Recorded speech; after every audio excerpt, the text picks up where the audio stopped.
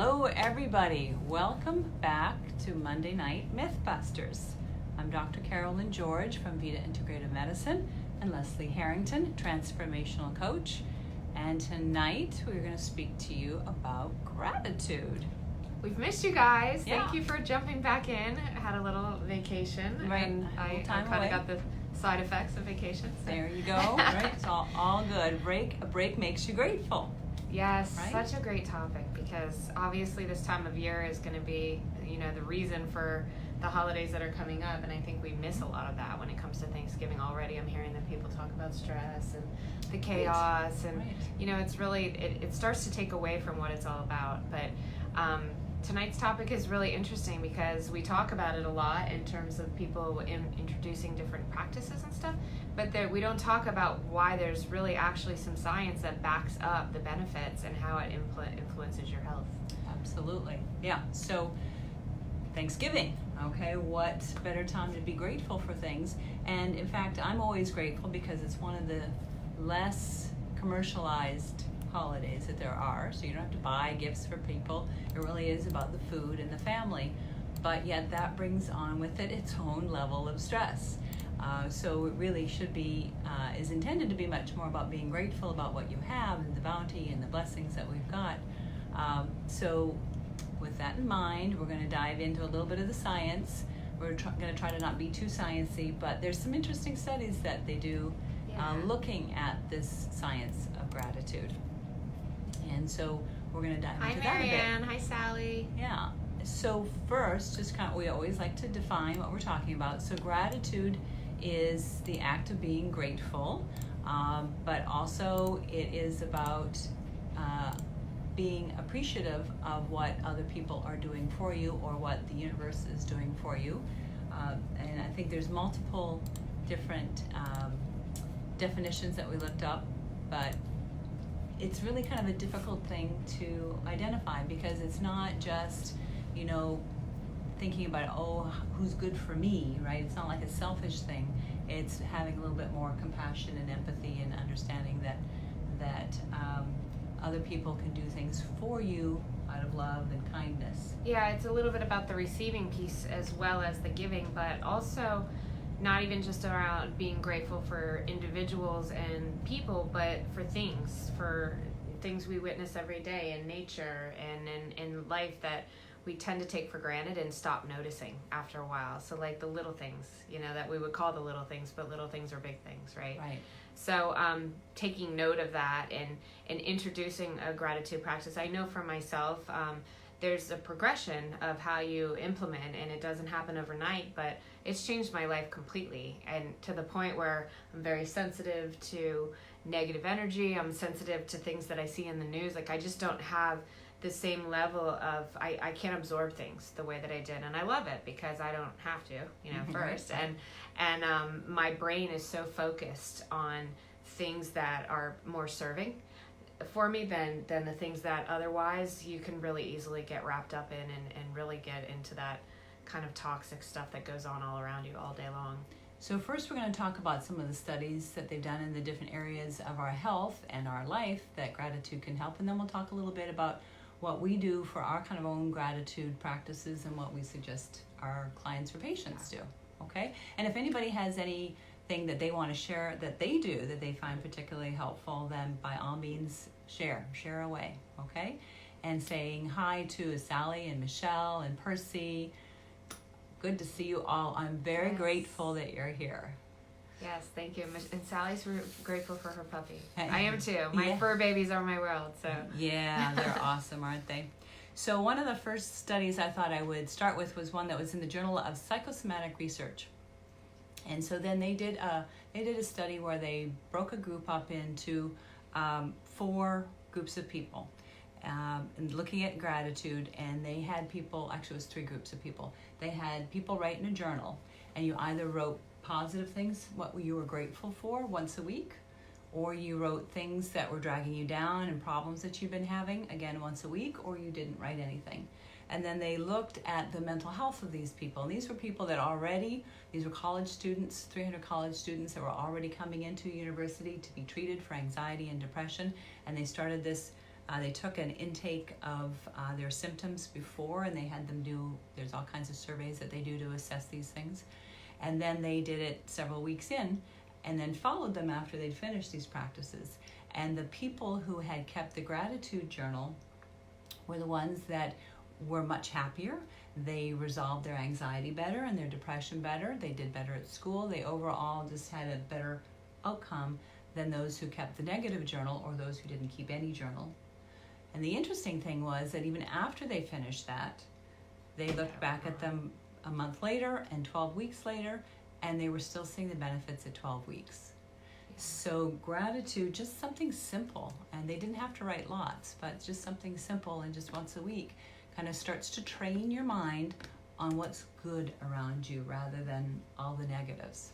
Yeah, and your brain takes note of that. Your brain will automatically cling to things that give it certainty. So if we're always thinking negative and we're always looking at that negative outcome and we're always watching negative things on the news and stuff, like you start to actually project that and you start to train your brain to be on guard and prepared for that. And your brain doesn't know the difference. So putting yourself through that trauma is going to be defeating. Whereas the same on the flip side, your brain doesn't know the difference between real and imagined. That's why affirmations are so positive. That's why saying things that you're grateful for before they even happen are going to draw those things to you. You're going to focus on them. You're going to see more of the beauty in life. When you're focused on the beauty and you focus on the ugly, you're going to see more of the ugly. Right. You know, so it's a real thing.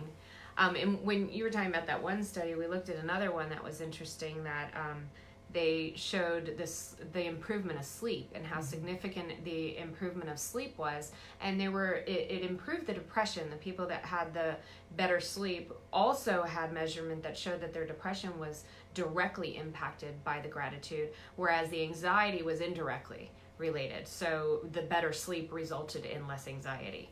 And they have ways to kind of piece out, and so they look at the people's sleep, they look at their a number of different factors, and that sleep piece just is, of course, overwhelming for everybody. Your resilience is just better. And so they found that the anxiety was not directly for the anxiety, but because they generally slept better, but the depression was lifted just through the actual practice. Whole point of being grateful for what you have, right? Not wanting. And Michelle says, I'm very grateful for my family and friends, and we're grateful for you too, Michelle. And weaving in a little bit of that, so when you talk about being grateful for your friends, so every night if you're doing your journaling, it's easy to say I'm grateful for my friends and family every day, right? I mean, that's like something that everybody would really hopefully be able to relate to. But what's cool about that is if you took that a step further, if you broke down, I'm grateful for my family and friends, now another level of gratitude would be I'm grateful for my son because of A, B, C, D. So like some people will be like, oh, I say I'm grateful for the same things all the time. Well, then go and explain 5 reasons why you're grateful for that person.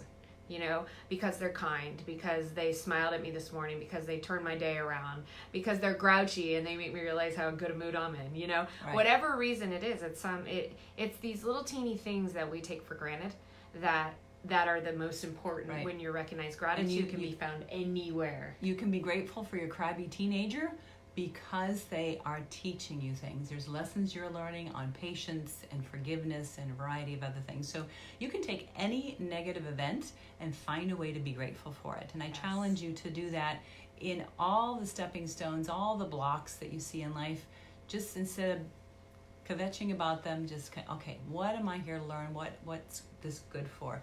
And you can find gratitude everywhere. Yeah, and it is very difficult to be depressed and grateful in the same setting.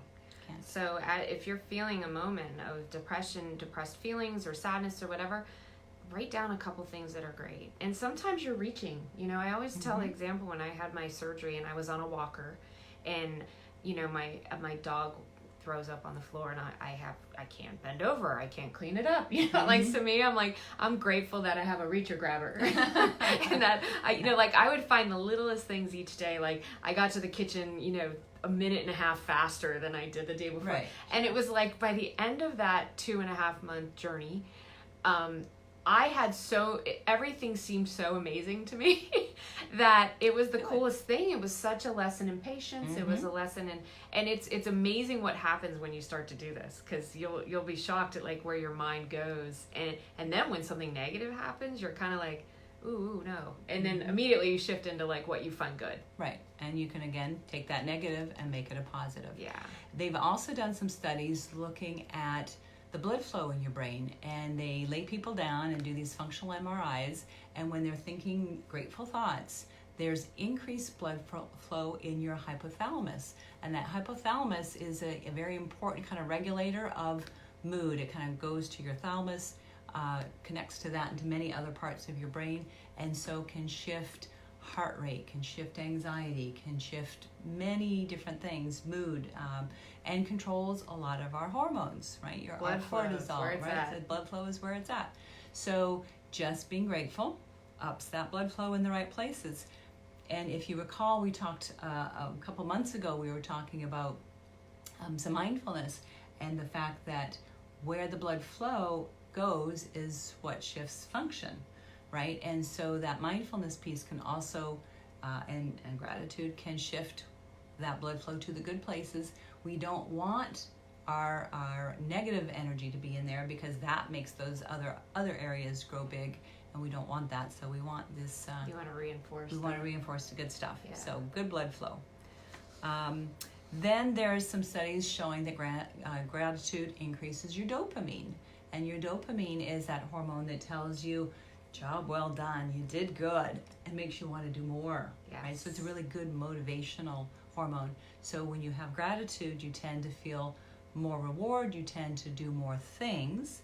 And actually they've done some really interesting social study experiments with people that show gratitude, and actually they tend to network better, they tend to get job promotions better. There's a whole variety of things within your work life that can actually improve as you show gratitude. Yeah, and the dopamine itself is going to encourage your brain to want you to continually look for that positive. Right. So you're again getting that hit of, I want more of this. Right. Yep. That same social study looked at decision making, and your decision making improved, your productivity improved, all with regular gratitude events. And it can be journaling. It can just be thinking of grateful things. It can be actually going out and telling people that you're grateful. There's a variety of different ways to make this happen. Yeah. So it was I thought that was really interesting. It wasn't just in terms of health, but social and business benefits. Just an overall like behavioral effect. I mean, in all spheres of your life, it can help with your sleep and your actual health and your productivity and your work life and your home life and your sex life. I mean, they have kind of looked at all of these different areas, and there's research to support in all these areas that these improve. Well, and remember, all of this is associated too, in some way or another, to gut health. Right, to gut health. So there's a lot of stuff and conversation around the mind-body connection and the brain and the gut. If you're influencing the brain and the dopamine and the relaxation response, the depression, the anxiety, the sleep, you're positively impacting if you have anything going on with your gut. So it's kind of a cyclical thing, it's a right? positive loop, right? Yeah. And remember this: thoughts become things. That's Okay, my favorite. Right? One of my favorite things to say too. So those grateful thoughts become grateful actions, and you pay it forward, and other people benefit, and you benefit. I can't quite say enough. Somebody asked me, could I talk a half an hour on gratitude? I was like, yeah, I think I can, for sure. Pretty simple. Yeah, pretty simple. So I wanted to go over some other studies here too, and I've got them listed because, of course, This I couldn't stuff to me remember is them all. mind-blowing, because this is like, we know like the general benefit, but then when you see on paper like the studies that are actually supporting this, and let's face it, that there's a lot of individual smaller studies done out of personal interest, because this isn't like the pharmaceutical companies running these studies, no, right? These They're are much through more universities and such as that. So gratitude is related to 23% lower levels of cortisol, the stress hormone. Practicing gratitude led to a 7% reduction in inflammation biomarkers in patients with heart failure. Okay, so they're already very sick. Then they did another study looking at people that were at risk of being depressed. And 2 gratitude activities a day, counting blessings and gratitude letter writing, reduced the risk of depression by 41%. 41% over 6 months. Huge. Big. Then looking at other areas, dietary fat intake is actually reduced by gratitude. I'm not sure how they did that, but 25%. Well, probably, I guess maybe their cravings. Maybe their cravings, yeah, that's a good idea. So those were people keeping a gratitude journal, had 25% less dietary fat intake. Then they also had a 16% lower diastolic and a 10% lower systolic blood pressure compared to those who were less grateful. I believe that for sure. Then they've also looked at neurodegeneration, how your brain breaks down. And that daily gratitude practice slows that down, the neurodegeneration, by 9%. So people who were tested with verbal fluency, and they did 9% better if they had a regular practice of gratitude. And that continued to be seen with increasing age. So then they looked at oxytocin. So that's a neuropeptide that can make you feel good. And so it was 12% higher in people that did gratitude activities compared with those who just kind of did a placebo activity. They just wrote other things down. This is a huge step. Yeah. And then, yes, writing a letter of gratitude reduced feelings of hopelessness in 88% of suicidal inpatients and increased optimism in 94% of them. And I'm going to repeat that because there's a lot of depressed people out there at this time of the year because everybody else is happy and they're not feeling good. So writing a letter of gratitude can improve your depression and increase your optimism by 88 and 94% respectively. So it's huge. Then it also improves sleep quality. So 10% improvement in sleep quality with people with chronic pain. These are not just people without pain, these are people with chronic pain, still improve their sleep quality, not changing their pain, but the gratitude made their sleep a little bit better. And then 19% lower depression levels in those same people. So that's huge, guys. If you're hearing the continuing trends with the depression and the sleep and like just some of the things that we know that sleep improves a lot more than just your mood and things like that. So, but also like, so anybody here, like what, do you have a practice of gratitude? Is there anybody here who kind of has a very specific gratitude practice or journaling practice that may include gratitude, or anything in your day that you implement that you would want to share that might be something that people can adopt very simply, you know, building new habits and things like that? This doesn't have to be something that takes up your time. It could be something you're doing throughout your day and just being mindful of little things, you know. Writing down does make a difference. It's actually, putting it down on paper, just like writing goals, there's significance to that. So, you know, I think it's great to keep a journal, and it can be specific to gratitude. It could be gratitude. Sometimes people just think of one thing in the day that was great, you know. A lot of people practice in the morning. I like to do night because it helps set me up for my kind of sleep And there is a lot of benefit actually to doing it at night, because then you go to sleep with those positive thoughts, and you tend to have less of that rumination that goes on when you're sleeping. That might, if you start to lighten, you start to think. So it does tend to help that, and tend to help people that are hypervigilant, that are just kind of waiting for that next shoe to drop. Okay. And they can't really relax, so that gratitude practice can often help that. Sally has an app. What is the name of that app, Sal? There was one I used to do too that had, I'll have to look and see the name of it. It was really cool. It had like 7 different questions that you would ask yourself each day. Like, what was great about my day? What was this? And you would like journal in the app. That actually started my practice, and then I just became more comfortable writing it. Yeah. But sometimes it does take a little tool. Right, and those little tools can be great because they can kind of prompt you, you know, what's your passion, or what surprised you today, or, you know, what did somebody do that was particularly, you know, there's almost always every day one person who does something that stands out if you pay attention, if you're not kind of caught up in your own little world. And as you start thinking about, okay, what am I going to be grateful for? What am I going to write down tonight?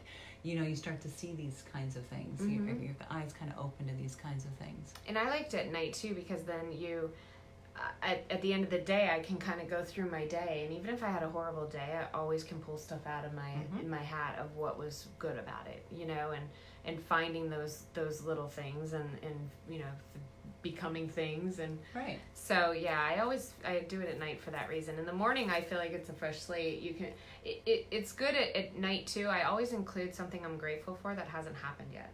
So I do my grateful things that I've already seen and witnessed, and I do it through the day too. Like, I'll be walking my dogs and I'll stop and be like, oh my gosh, that breeze is amazing, and just acknowledging something cool about. And we live in Florida, at least my fellow Floridians here. To be able to be walking around out here in shorts and sunshine when there's most of the other country can't say the same. I'm always grateful for that. Yeah, and then the people in the north can say, you know what, I get to experience the seasons, and right. I'm getting, we miss out on that. So there's always something. Yeah, exactly. Different balance. So my suggestion generally to patients is, it doesn't have to take a long time. You can find an app. You can just have a little pad of paper. Just keep that by your bedside. And a pen. You can do it on your iPhone. There's the notes section, or any kind of phone. There's a notes section. But just at its simplest, just write one thing down that you're grateful that day. I like better to try to do 3 things. That makes you think a little deeper. And so do at least 3 things that you have gratitude or you're grateful for. I love Leslie's idea of something that you're grateful for that you want to have happen. It's kind of and then remember writing what you're grateful for, and then the reasons why. Then you can just do 1, but say 5 reasons why you're grateful for that one thing. So there's all kinds of reasons, like, oh, I love my mom. Okay, well, why? What is it that your mom does that makes you feel a better person or whatever? And there's so many ways. Makes me feel good. Well, how does she do that? So kind of dive into it a little bit deeper. And what it does is it draws you to pull out the best qualities in the people that you love. So all these people that you're grateful for, it really makes you pay attention to some of those really true, awesome, behavior, or however that their personality is. Yeah. And then if you want to take it a little step further, as you're thinking about those things, then the next time you see that person, you say, hey, I was thinking about you, and I just really love how you make me feel so special. Or, I love that you're always willing to go the extra mile for me, or whatever it is that you loved about them. But tell them, because people love to hear those things. Yes. I mean, that's not why they do it, but it is so rewarding to get a positive comment from somebody. You can just make people's days 10 times over.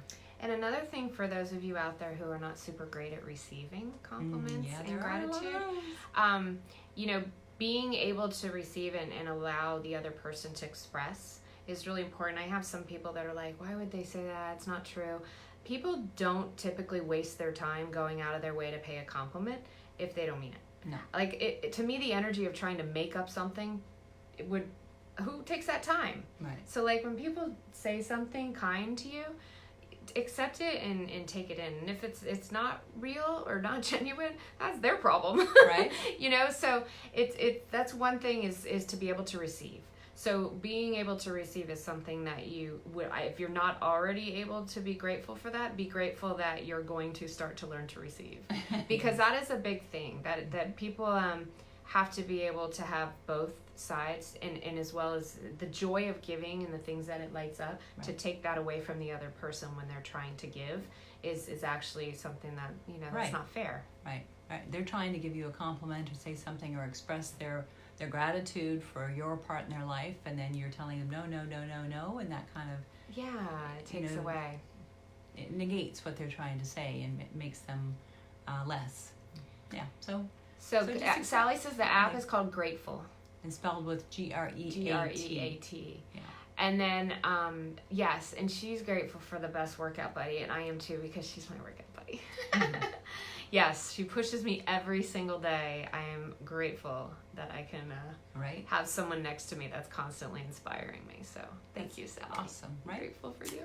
I love this time of year for these kinds of things. I know. And I suggest, I encourage, I offer up that you do this over your Thanksgiving meals. Yes.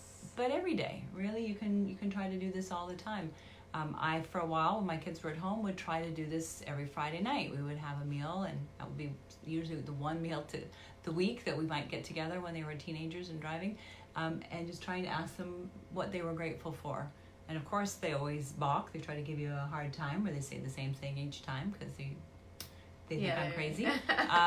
But I'm going to see what they say this year. And I guarantee they're going to start it as their own tradition when they get older. They probably Because will. we didn't really do that, I think, growing up. We did prayer and we did our blessing. But what I do with one of my best friends is, and you've been at these events, she goes around the table every birthday, every special thing that we're getting together as a gathering, and we all talk about the person who's in the hot seat and talk about what we love about them and what we're grateful for. And it's really awkward to be sitting in that receiving seat because it's uncomfortable and people are saying these kind things to you feel and like you're you have blushing to and you don't respond. know and it's a really good practice, to practice receiving. But it's really cool to see things that people don't say every day. Like when we don't express some of the things we think, and there's some things like Sally will say to me, "Oh, somebody said this today," and I'm like, well, don't you know that? Like, everyone thinks that about you. And how would she know that if she's not told? Says that, right. So it was like, I'm like, yeah, everyone thinks that, like everyone knows you're this, whatever. And she just was like, it made me feel so good. And I'm like, that's where it reminds us to tell people when we have these things that we love about them, Right? Share it, because you don't know. That time may go, something may happen, you may lose them, and then you didn't tell them. Right? Yeah, so and it makes their day. Makes their day. It's all good. Also, just a side note. So some people think that you have to do something separate, but prayer is actually a form of gratitude, right? Depending on how you pray, of course, but you can express that in prayer. So that's another really great way to kind of bring that all together. And again, that's often done in the evening, but not always. So it can be a statement, written, thought, however you want to do, just having those feelings of appreciation for things about other people or events or what you've learned. And no judgment. Yeah. There's no right or wrong way to express, to journal, to do. Like, people are like, oh, I don't do it right, or like, there's no right or wrong. It's totally your privacy and your expression, and people are, try not to judge yourself. Like, it's we tend to be hard on ourselves for every little thing, and gratitude's not one of them. Right. Don't be hard on yourself for that. Yes. So in gratitude, I'm going to close for tonight, and I'm going to say I am really grateful for my Facebook family and all the people that watch us and share us and like us. I'll tell you what, I get that little boost of dopamine every time I see a thumbs up or a heart or a like. So feel free to throw those things my way. I will gladly receive them. Yeah, we love them. I really missed the last few weeks of doing this. So, and you guys, we have a little tribe, and everyone that shows up and shares, and it really does. We really appreciate it. Because listen, like, we love doing it for sure, but we do it because you guys are here. Right. If you weren't here, we'd probably, no one's really into this. Go out for a cup of tea. Yeah. Look at all those hearts. Oh, thank you. Absolutely. Anyways, have a very blessed, bountiful Thanksgiving. Yes, happy holiday. And we'll see you next week. Bye, guys. Thanks again.